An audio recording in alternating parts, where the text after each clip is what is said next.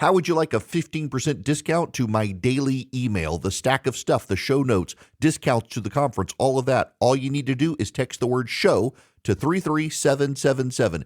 You'll get the annual subscription with a 15% discount to my daily email. You'll get the stack of stuff, the links to the show notes, discounts to the conference, and so much more. All you have to do is text the word show, SHOW, to 33777. Text show to 33777.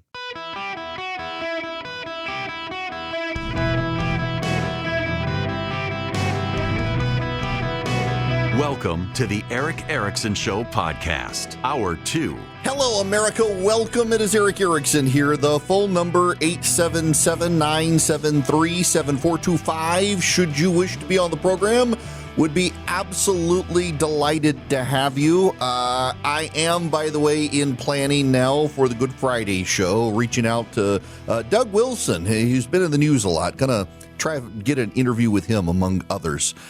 Now, don't forget to text Eric, E-R-I-C-K, to 33777. This is I rarely ever do this, but there's a point to be made here that the Dow, as I'm talking right now, is up 325 points. S&P 500 up 37 points. NASDAQ up 167 points. Oil has now fallen. West Texas crude, I've got it on CNBC right now, down 15% from yesterday.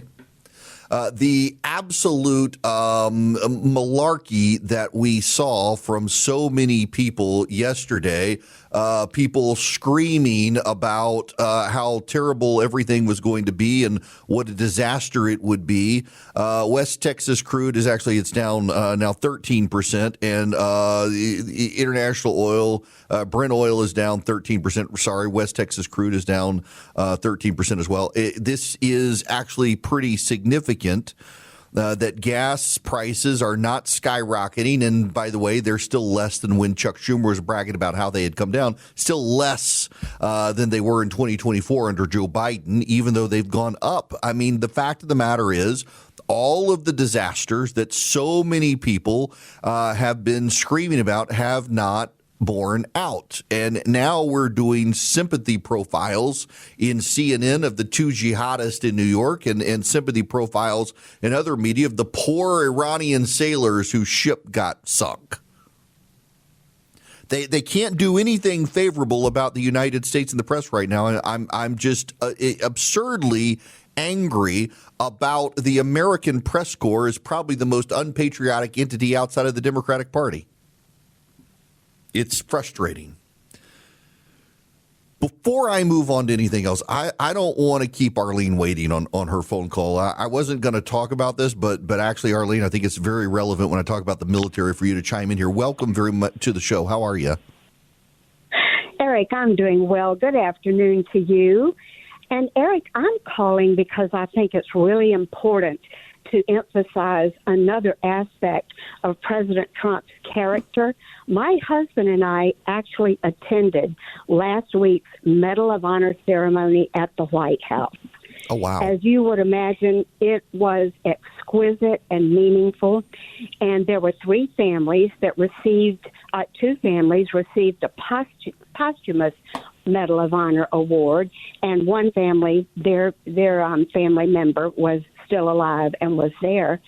But one thing I wanted to make the point about is there's another aspect to President Trump's personality and his being.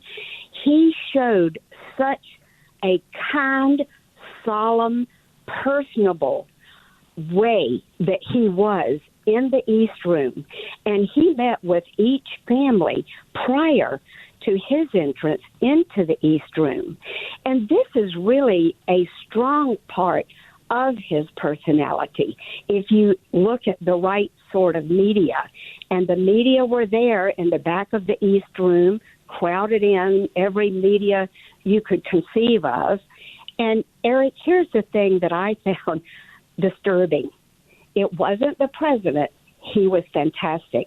As he exited the East Room from such a solemn, inspiring event, they all shouted at him on the way out with their questions. Mm-hmm. I found that to be very not following protocols the protocols are gone, even in highly solemn ceremonies that have such meaning to Americans. Now, Arlene, I will tell you that going back several administrations, that's kind of become the default operating procedure with the press. When the ceremony's over and he's leaving the room, they've decided the ceremony's over. We can go back to standard tactics where they yell at him and stuff like that.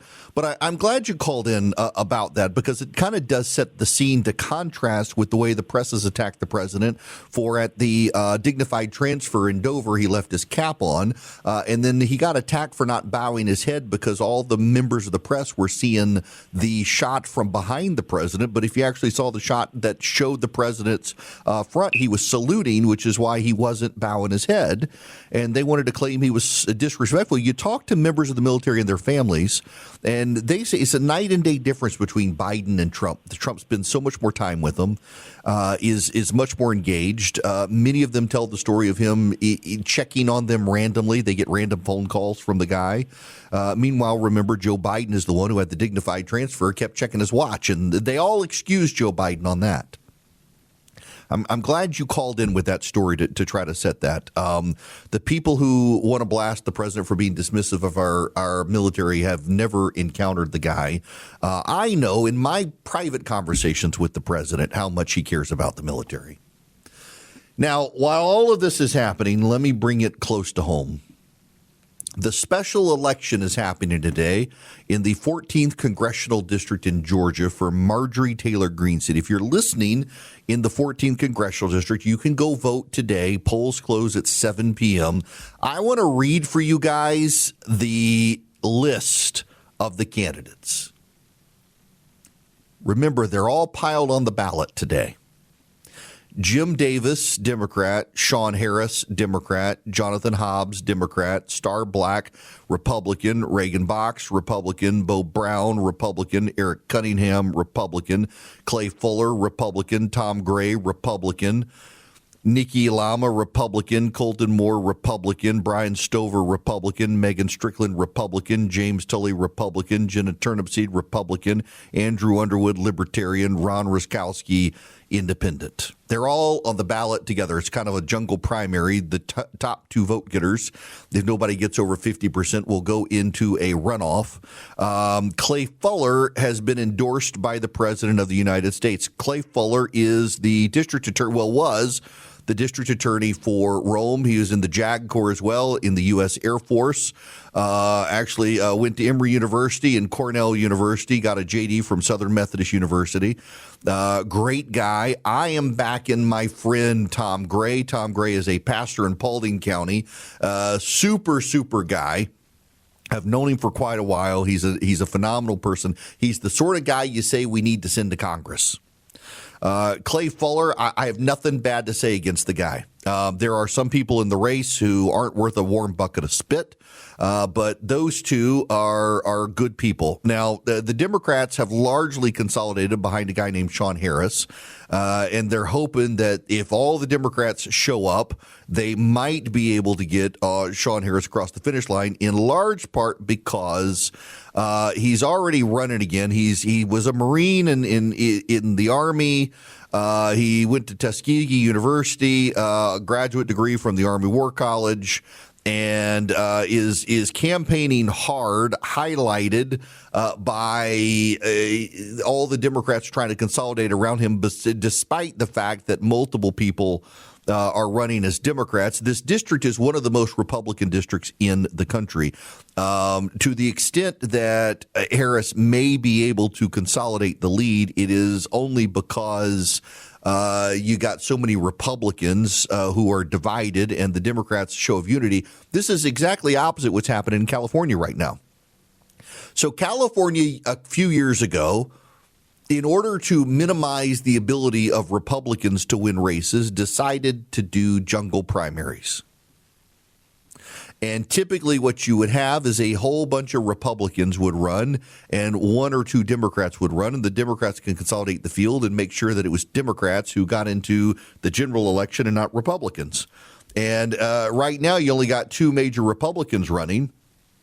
And the results are that the Democrats are begging Democrats to drop out of the race because right now the polling in California looks like it's going to be 2 Republicans in the general election for California governor, which is really funny. God has a sense of humor. In Georgia, for the special race, it's kind of the opposite. It is, you're right. Thank you. My buddy Adam says Tom Gray's churches is in Cobb County. That's right. The district, it's Paulding County, but yeah, Cobb County is also, it's part of the district, I believe. Tom's a great guy. And you got this pileup in the special election of all these Republicans and only a handful of Democrats. If all the Democrats rally around Sean Harris, who is their predicted guy, I don't think he can still get 50% given the makeup of that district, but he could certainly get into a runoff. The president is hoping that Clay Fuller gets into the runoff. Now, I have to read you some text messages. Here is one of the text messages that has come out being sent randomly to people in the district. And I quote, Clay Fuller's wife is secretly a man. He's a closet homosexual and didn't truly produce offspring. Anyone that will live a double life like Clay Fuller doesn't deserve our vote or President Trump's support. Literally, voters in that district are getting that. Here's another one that voters are getting. Here is a photo of gay Clay Fuller cross-dressing as a woman. Clay is wrong for Northwest Georgia. Vote no on Clay Fuller. And here's another one that voters are getting. And it's got pictures of a woman and pictures of another candidate, Colton Moore. On the left is gay Clay. On the right is real man Colton Moore. Clay Fuller is a cross-dressing transsexual who's never really fathered children. These are the text messages people are getting in that congressional district as they go vote today. Now, there are multiple theories. A lot of people wanted to blame Colton Moore, who's kind of a poop stirrer, was in the legislature, alienated literally every single person in the legislature, Democrat and Republican, and decided to run for Marjorie Taylor Greene's seat. He would actually be a worse pick than Marjorie Taylor Greene. I actually don't think he would do this. It may be people who support him would do it, but I don't think his campaign would be tied to it. Now, the other one is there is now speculation that maybe Clay Fuller's campaign is doing this to get angry people to go show up for him. I don't know. What I know is that people in that district are tired of it, and they get these messages. And I would just say again that it would behoove Congress to pass legislation to ban this sort of stuff and make it easier for the FCC to track it down and throw these people in jail. It's just absurd to me that people are being harassed by these messages, and a good man is being slandered in these text messages as well. It certainly gets Clay Fuller attention, which is one reason some people suspect his campaign manager may be behind it. And again, I don't know who did it. I'm just telling you, these are the rumors that are out there. Lots of people pointing fingers. Is it Fuller's campaign itself? Is it Colton Moore or someone with him? I don't know. What I know is that I know about 36 people in that district who in the last 48 hours have been bombarded with these text messages, and they're tired of it, and they're ready for the race to come to an end. As I'm talking to you, you should know, a buddy of mine just texted me and said, hey, you forgot some names. James Brown, Jared Craig, Larry Hilly, Christian Hurd, and Trey Kelly. Those names are on the ballot. They withdrew from the race, but their names are on the ballot. So total on the ballot, you have 1, 2, 3, 4, 5, 6, 7, 8, 9, 10, 11, 12, 13, 14, 15, 16, 17, 18, 19, 20, 21, 22 names on the ballot, with several of them having withdrawn but still on the ballot. It's kind of remarkable to me to see. Now, again, if you're in the 14th congressional district in Georgia, polls close at 7 p.m. tonight. There will undoubtedly be a runoff. And you know what the kicker is whoever wins the race has to run again in November for the general election. You get in and suddenly you're running again. It's kind of a wild thing to see. Just absolutely insane that they're in the situation. And it's all because Marjorie Taylor Greene decided to drop out of Congress. And right now, until the situation is resolved, the Republicans have a 1-seat majority in the United States Congress until whoever wins this race goes to fill out Marjorie Taylor Greene's term. And then, assuming it's a Republican, they'll have a 2-seat majority with like 3 other seats vacant right now in the House of Representatives. The whole thing is a mess, and I feel sorry for the district. And if you don't know who to vote for, again, Tom Gray would be a great person to support in this congressional seat. Hello, ladies and gentlemen. I want you to know I made the dirty commies mad last night. I did my bit for my country. There is a natural gas pipeline that runs through my backyard, and it is being looked at to expand it, to run a line from Mississippi through Alabama and Georgia, and it literally will run the expansion through my backyard. They want to dig up my backyard to add a second natural gas pipeline. And I have a listener who hate listens, who sent me information and said, surely you two are outraged by all of the data centers. I've heard you talk about them and this natural gas pipeline and what it will do to power data centers. And you should know that there is a public forum happening in Macon, Georgia, and you should go to it. And I said, you know what? I'll do it. So I showed up at the public forum, and I might have been the only person to defend the natural gas pipeline, but I sure did. And you see what they were telling you. You had a bunch of environmentalists standing outside saying, hey, this is about the data centers, but you can't say that in the meeting, because in the meeting you have to tell them that it's about environmental concerns, because this is about environmental concerns. It's not about the data center. So I went in and I said, for the record, outside, environmental activists are saying that this is to stop the construction of data centers in the United States, but advising people they can't say that in here. And I want it on the record that they're telling people to come in and make claims about environmental impact when actually they're upset about data centers. And I personally think it's a national security issue. There is no environmental impact, and you should build the pipeline. I want that pipeline built even if it tears up my backyard. It's for our national security and our energy prices and for data centers, and it's a good thing. Now, speaking of natural gas, we don't have it in. It's kind of funny. We have a natural gas pipeline in our backyard. We don't have any gas hookup at our house, but we have a propane tank that runs my Rinnai tankless water heater and keeps us forever in hot water. Except we had a little gauge on the propane tank that broke, and so the propane tank ran out. And there was one night where we ran out of hot water, and the propane people came that night and filled it up, and they replaced the meter, so we will have forever hot water again. If you have natural gas, that's not a problem at all. I love my tankless water heater. You should yank the tank in your house and get a tankless water heater like we did. The kids don't fight over hot water anymore. We have unlimited hot water in our house. Multiple people can take showers at the same time, and they all have hot water. It is wonderful. Go to talkingtankless.com. If you click the little button at the bottom, you can talk to a Rinnai Pro about installing one in your current house and getting rid of your current tank of a water heater that you are paying to keep hot at all times, day and night. When you don't have to, you can get a tankless water heater. Talkingtankless.com. Go check it out with Rinnai. Talkingtankless.com. Greetings, my friends. It's Eric Erickson here. The phone number is 877-973-7425. Have you heard of Professor Jiang? Jiang. You need to know who Professor Jiang is. He's a Beijing professor who, is not. He's been doing podcasts with social media influencers to explain to them how terrible the United States is. He is a Beijing professor who wants you to know that 20% of all American white girls in their 20s are on OnlyFans. You got that? That this is a sign of social decline in the United States, that if you are 20% of white girls in their 20s in the United States have OnlyFans accounts. Except that's actually not true. It's less than 4%, which is still too high. Maybe this guy is checking out foot fetishes online and just thinks that it's every white girl.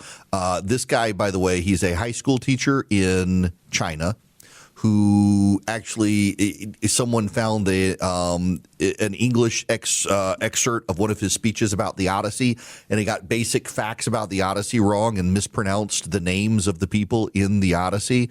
And yet he is being elevated by the Chinese Communist Party as a professor of American studies. He's also explaining how the Americans are getting destroyed in the Middle East, and he's being elevated and amplified by a bunch of anti-American propagandists in this country. In fact, the thing that I'm noticing more about the Iran situation than anything else is the relentless propaganda campaign being waged by the anti-Semites and the anti-American haters. It is wild to see Megyn Kelly on the side of the Communist Party of China bashing the United States of America. Megyn Kelly is attacking this war, claiming that it's all about Israel, and the Chinese are attacking it, claiming the United States is in the pocket of Israel. You've got the drop site news guys, which are funded by an anti-American, pro-Iran billionaire running propaganda for the Iranians. Literally, as I'm talking to you right now, an Iranian account just published a picture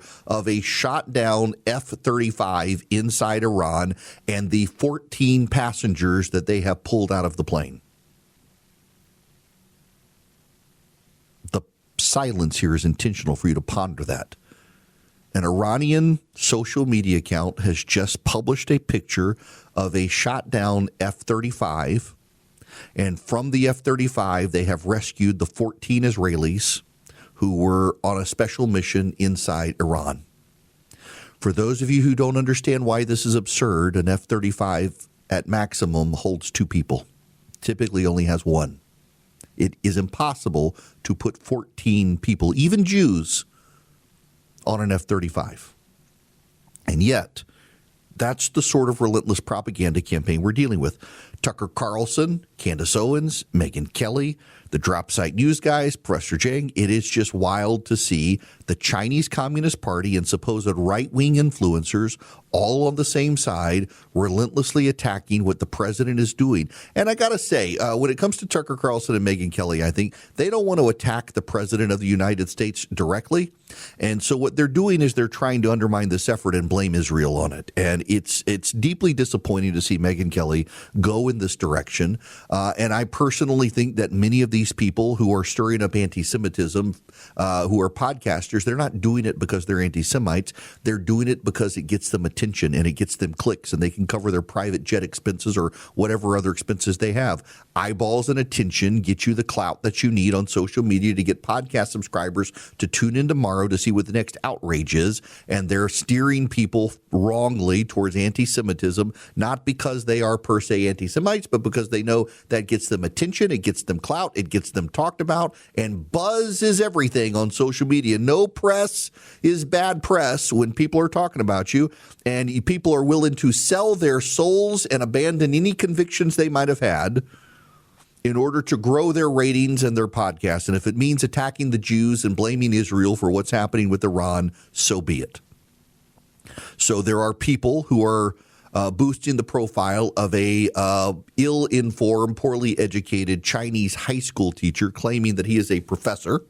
There are people blaming Israel, claiming this is Israel's war, claiming we're only in it because the Israelis dragged us into it. Donald Trump has been claiming for years that he wanted to bomb Iran because the Iranians tried to kill him. Donald Trump on the campaign trail in 2024 mocked both Joe Biden and Kamala Harris when asked questions about what Iran should do, said don't. And Donald Trump said, they say don't, I say I'm going to blow the S word out of them. That was Donald Trump.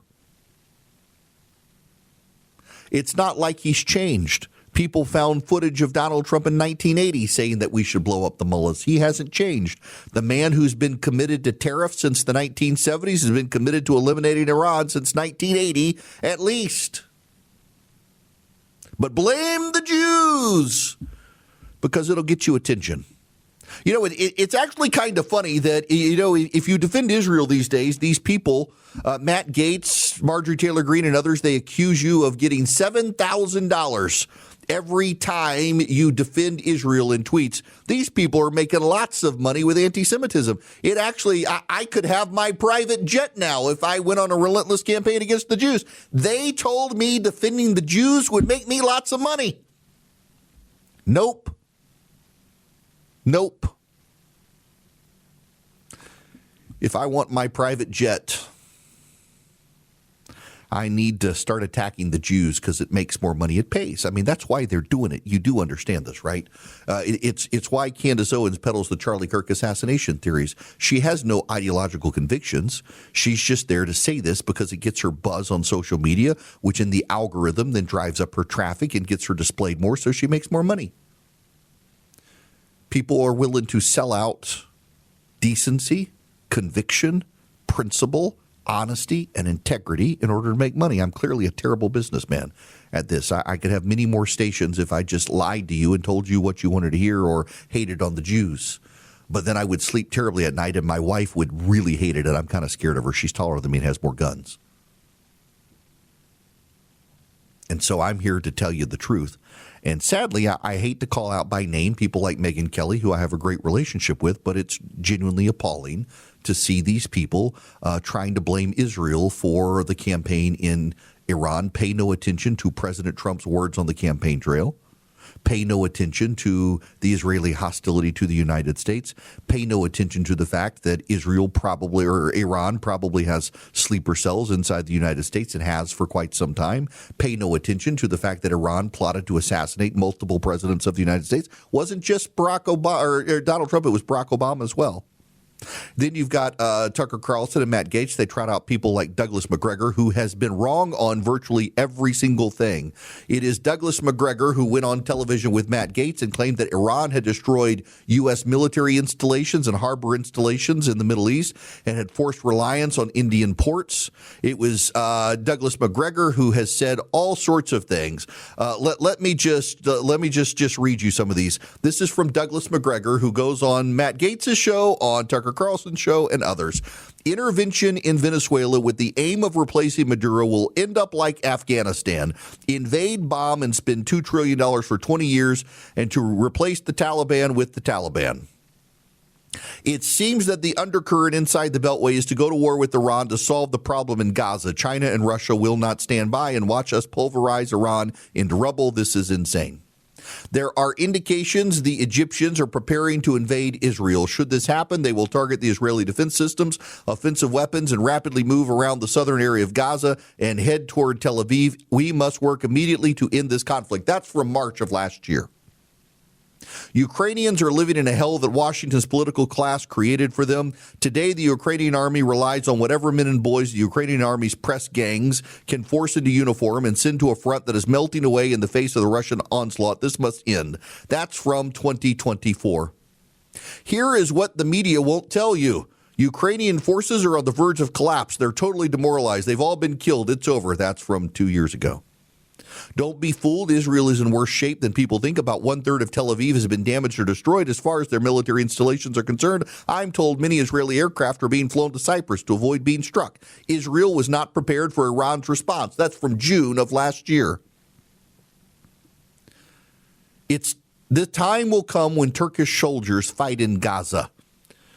Do the Chinese step in behind the Russians? Once you set war in motion, you have very little control where it goes and what it does. We don't want this. That's from January of 2024. That's Douglas McGregor, who is a regular fixture on Matt Gaetz' show, is a regular fixture on Tucker Carlson's show. I don't know that he's been on Megyn Kelly's show, but it's certainly only a matter of time before he does with those attitudes.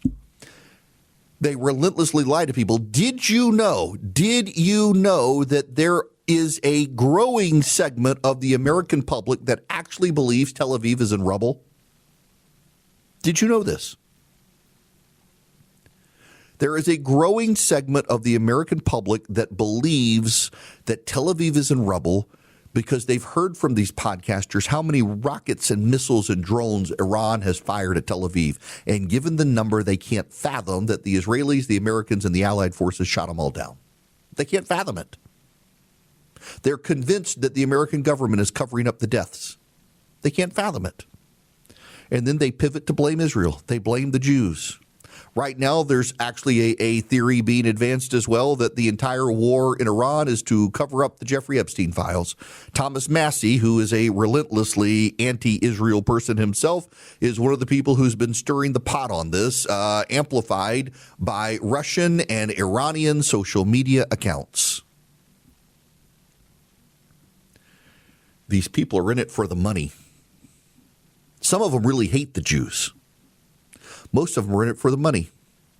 There are large anti-Semitic donors out there who are willing to fund these things. Not only that, since Russia Today has largely been cut off in the United States, Russia Today is also willing to amplify these podcasters to relentlessly turn everyone against the United States. There is a concerted effort online to turn every social media site into an anti-Semitic website and to turn Americans against Americans and against the United States in the war effort.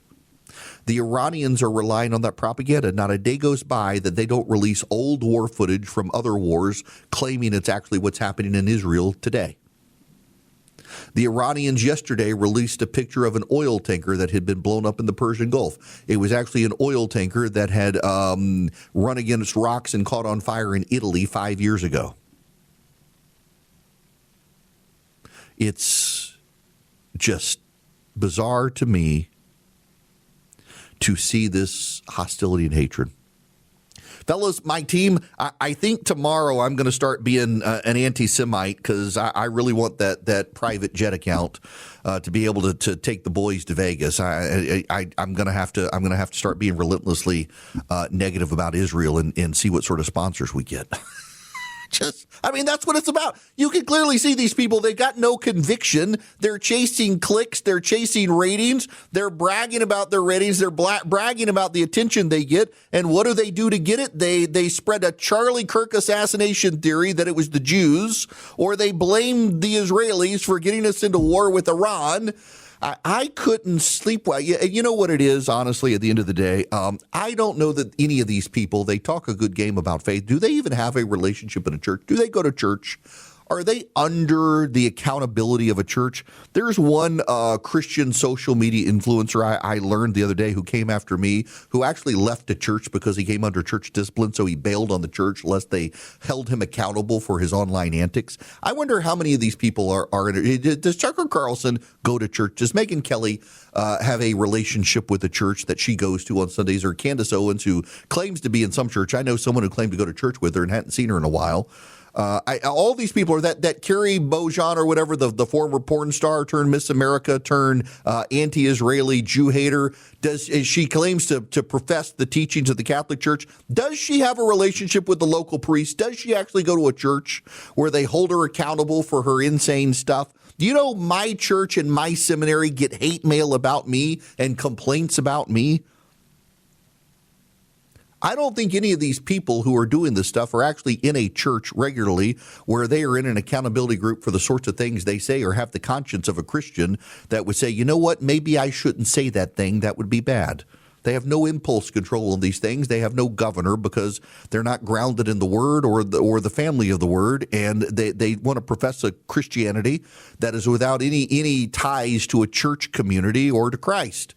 And so it makes it easy for them to hate on the Jews and to lie about what's going on so that they can chase cash and clout, as opposed to just telling people what's actually going on in the world. We're doing an amazingly successful campaign in Iran, working with Israel and allied partners who are all united. And these people look at it all and they want to blame the Jews for what?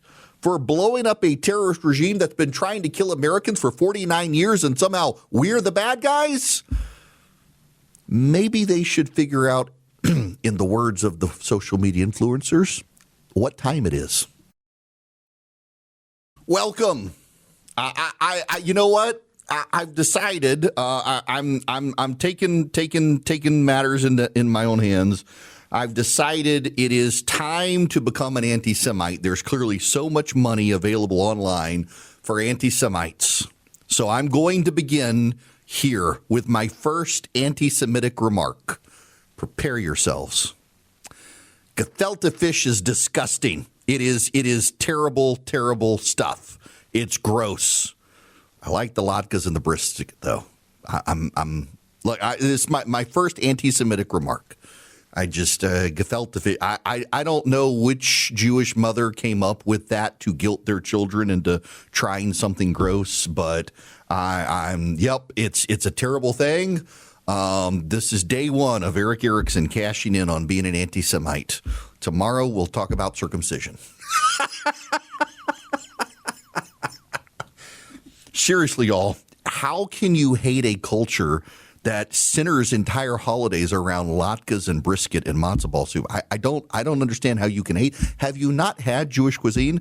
I actually got a Levant cookbook, and it has all sorts of disgusting Lebanese recipes and Jordanian and Syrian recipes. And there's an entire section on Israeli recipes, and they're just all phenomenal. Other than wrapping stuff in grape leaves, I'm like, no, guys, no, and gefilte fish, no. That's a terrible, terrible thing.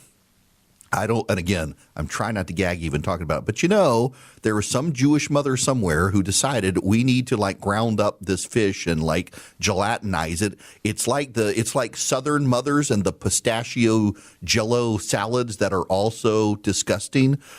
Who in the South decided, you know what? I need a salad that begins with pistachio mousse and lime jello, and we're going to make people eat it. It's like Southern gefilte fish. No. All right, we got to move on. Let me tell you about Vision Computers, visioncomputers.com or 404 Compute. If you are in Anchorage, Alaska, listening to me right now, how are you guys? I hope it's warming up for you. Or you're in Miami, Florida, listen to me right now. You can call 404 Compute as well. Everybody nationwide, and you can get their managed IT services for your own personal computer, where if you ever have a problem, you call them and they take care of you. They can even remote in. They do email support. They do printer support. Or if you're a small businessman and you need managed IT because you need to actually run your business, not take care of all your employees' computers like I do, because we have Macs. If you got PCs, Vision Computers can take care of you. 404 Compute or visioncomputers.com. Vision Computers can manage your IT, and your employees get a phone number and they call a human being, not an AI chatbot, and they can take care of you. They can keep you up and make your employees productive. They can keep your kid at college safe with their computer. 404 Compute, visioncomputers.com. Let them build you a computer, and their IT service comes for free with the computer.